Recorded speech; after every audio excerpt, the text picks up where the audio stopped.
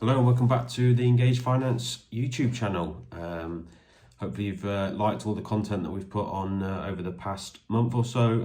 Something we've really pushed to improve on because it's not really something as a business that we've done a lot of. So yeah, we've worked on that, and yeah, hopefully you've liked some of the content. But I'm just trying to mix it up a bit so it's not all informative. It's sometimes a bit about our business, where we've come from, a day in the life, and maybe some extra challenges in there. So this video, I'm just going to sort of give a bit of a background introduction into me.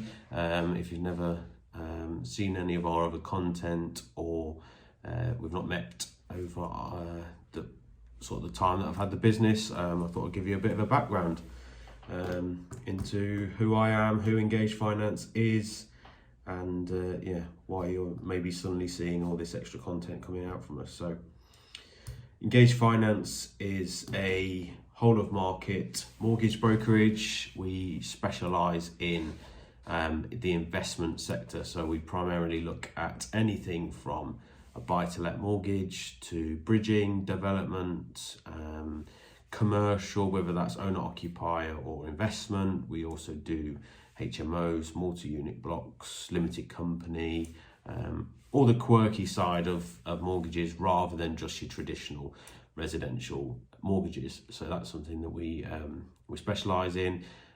Two brokers, myself and my business partner, who is my dad, started the business 3 years ago, but I'll go down into a bit more detail into that. But there's two of us, as I say, quite a lot of experience between us. And we are hopefully going to look to grow the business further. Me personally, so yeah, did GCSEs, I think I got 10 GCSEs, then went on to do my A-levels, did 3 A-levels. Business studies was like a double A-level, and design and technology, so not really anything to do with mortgages, but the business side of things has definitely helped from growing the business aspect. Although having said that, I didn't really do too well at A-levels, if I'm honest. I actually ran a separate business at that time called Audio Fanatics, where we sort of bought and sold car audio equipment, so speakers, subwoofers. Certainly were in fashion at that time and that age, where yeah, having a modified car, and you know, that early stage was a cool sector to be in. So I spent more time growing that business rather than focusing on studies. Not really something I was ever that great at, if I'm honest. Then moved on from that. I actually sold that business back when I was at college, and yeah, then went into a full-time job with Maplin Electronics, so sort of leading on from the car audio and the electronics side. Went and worked at Maplin Electronics, various roles. Started as just a part-time sales advisor, then went to full-time. Ended up becoming a sales team leader there in the Derby branches. From there, I jumped over to Lloyds Bank and was in their retail section in the branches. So I was a personal banking advisor there for quite a number of years at a number of different branches, doing current accounts, personal loans, small business accounts. And it was that sort of age, I was probably around probably 18 to 20, I'd say, when I was working there. And yeah, going into that professional environment, for anyone that's that sort of age, you know, it's quite a new thing, and to have that face-to-face client interaction with clients that are looking at you as a trusted advisor, you know, for genuine help, and even working with colleagues and management, you know, it's quite a new experience to jump straight into.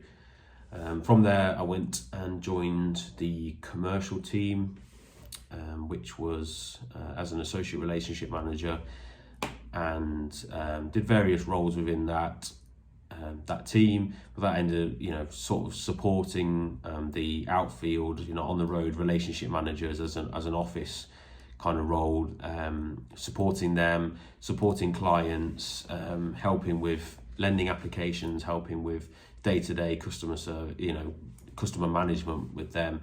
And that's where I really learned a lot about property, because I supported 2 property relationship managers. Also learned a lot about commercial clients, how they manage their day-to-day business differently to as it was in the retail side of things, where it was very different. And I was there for probably 4 or 5 years, I think, with the view to then take on a role as a more on the road relationship manager style of role. And then back in, probably it was about January, February of 2018, that all came crashing down when they decided to close the office that I was working from and centralised it all to a Birmingham office. And at that time I was umming and ahhing what to do.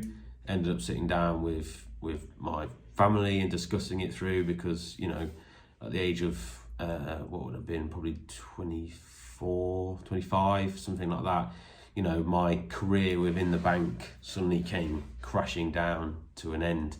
And it certainly knocked me for 6, that's for sure. So anyone that's going through the same situation, it's not nice to go through, and I can imagine there's going to be a lot more given the current circumstances of what's going on in the world. So it wasn't a nice time to have to go through, that's for sure. When you think, anyone that knows me will know that I was very passionate about what I did, and very passionate about Lloyd's. I really gave my all to that career, and for them to suddenly just turn around and say, it's not there anymore, in a way, it definitely knocked me for 6. And speaking to family, it was at that point I decided to become a broker and focus and specialise in the commercial sector as we are today. So I dealt with quite a few brokers whilst I was based at Lloyd's. Obviously, we helped them place their deals within the bank. So I had a basic knowledge as to what that role was and what it consisted of. But straight from there, I set up Engage in March of 2018.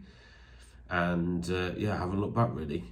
Started off job shadowing a lot.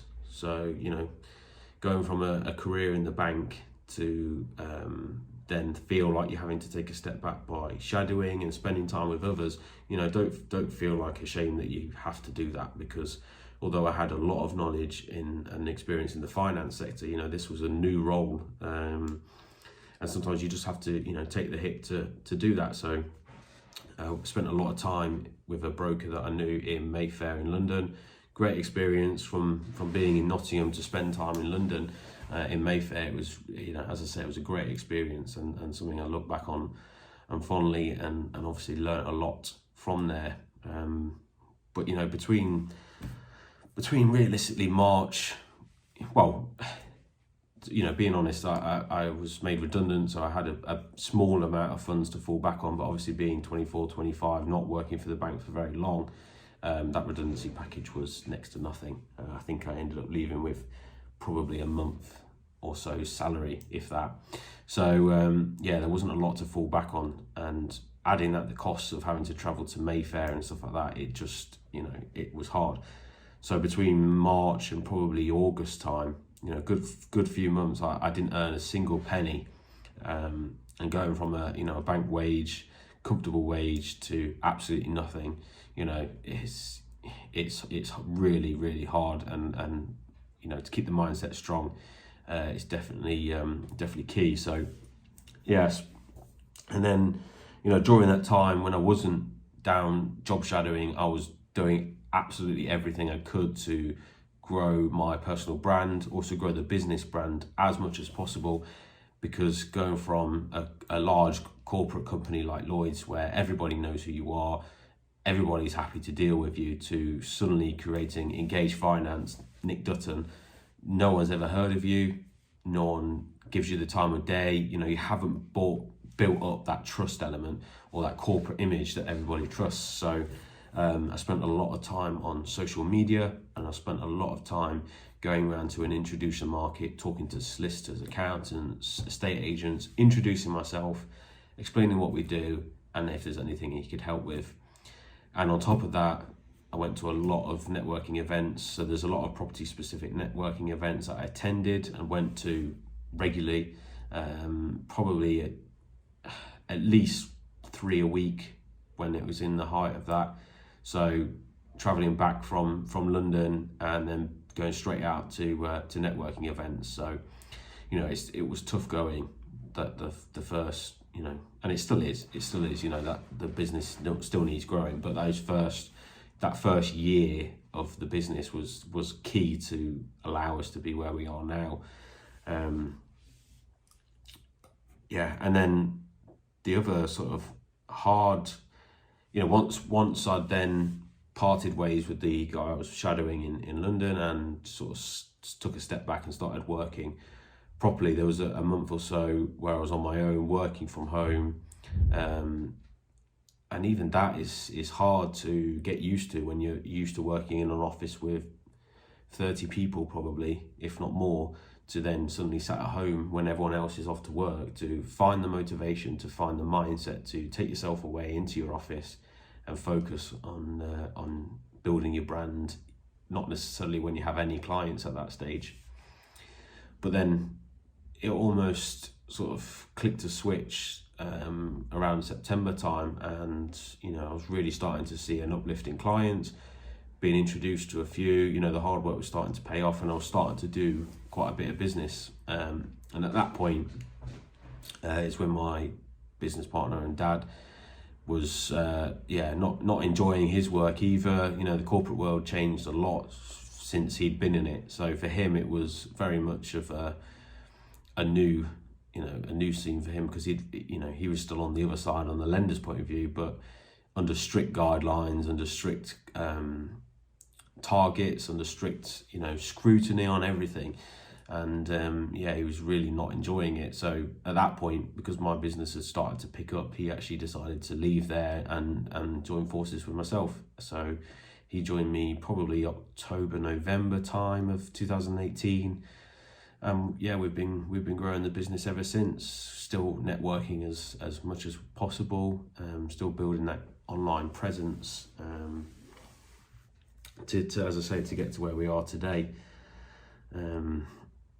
One of the massive things that I missed during this COVID times is being able to go to those networking events, not only because it really helps the business introduce ourselves to new people, but also helps from a social aspect.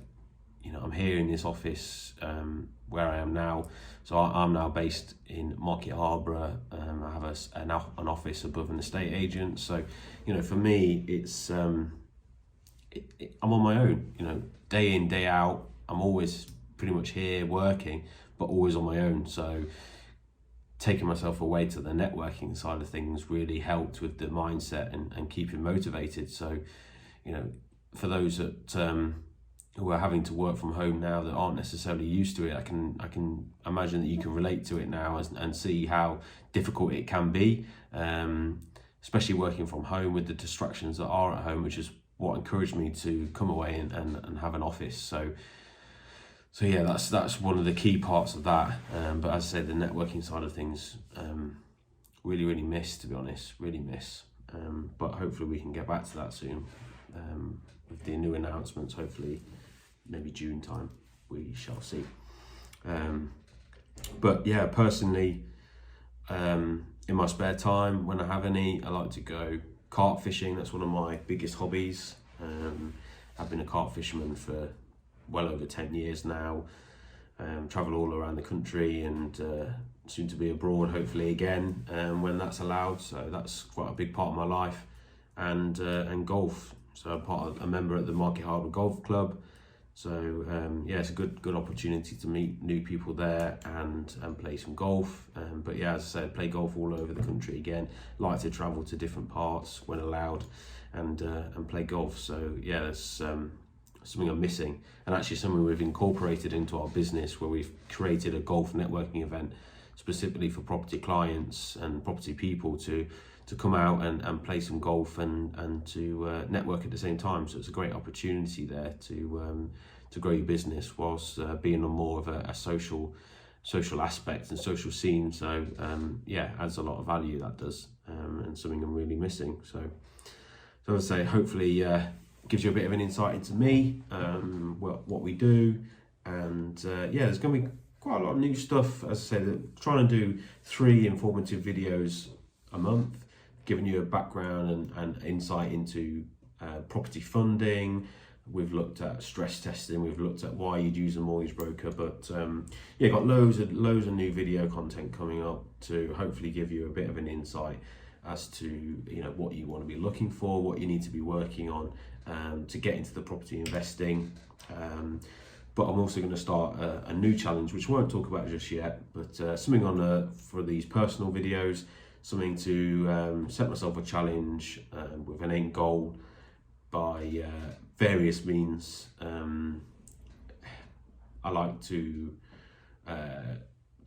do stocks and shares trading, also, you know, buying and selling of things, Facebook Marketplace, eBay, little hustles, little side projects, little ideas that I like to do on the side that have always been part of my life. You know, ever since I was a kid, it's always been about doing little side hustles. So hopefully I can create a bit of content around that as to, you know, those challenges and what I'm looking to achieve. So yeah, if you like that sort of content, again, stay tuned. I'm going to be doing that sort of once a month to go with the informative stuff. So yeah, hopefully you've enjoyed this video, a bit of an insight into me.